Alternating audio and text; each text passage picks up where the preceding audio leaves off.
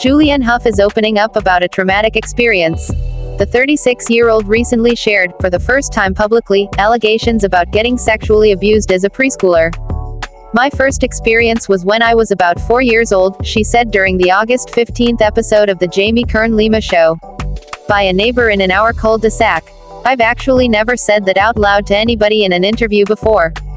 Noting she wasn't the only one in her family who endured similar experiences, she continued, "That was a very, very confusing time because obviously growing up in the Mormon culture, everything needs to be perfect. Everybody needs to put on the shiny, we've got our stuff together. And there was not a lot of repercussion for what had happened. So that was a very challenging thing to come to terms with, that nobody did anything." Julianne went on to explain that, while other things happened, around the age of 15, at which time she began sharing her experiences with her family, it wasn't until recent years when she started really doing this work that she remembered being abused at 4. Abuse while reflecting on Quiet on Set docuseries. The Dancing with the Stars co-host believes her parents felt helpless to address her allegations when she was younger, but has since discussed her past with them in a meaningful way. "Now that we've had these conversations, they've said those things," she explained. "At the time, of course, you're like, do more." However, Julianne and her parents were able to reconnect amid her divorce from now ex-husband Brooks Leach, to whom she was married between 2017 and 2022. "They showed up for me as my parents and I needed that," she noted of that period in her life. "I reclaimed my parental relationship with them and I got to be the kid and they got to take care of me. That was the most healing time for us."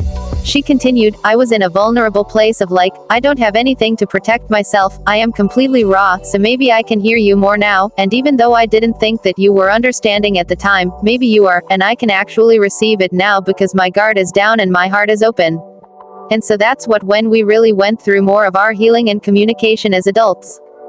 The Safe Haven star also reflected on the process of losing her power through these experiences, and then reclaiming her voice.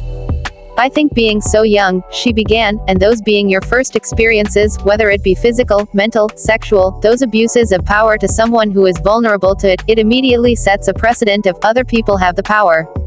She explained how, in turn, she built up layers of protection around herself, but noted, as you build layers, you get further and further away from your authentic truth and yourself. And so that's been the delayering of just really trying to understand, like, what is my voice? But building those layers was a means of survival, she explained, which she takes pride in now. "There's so many people that do what they need to do to survive," Julianne explained.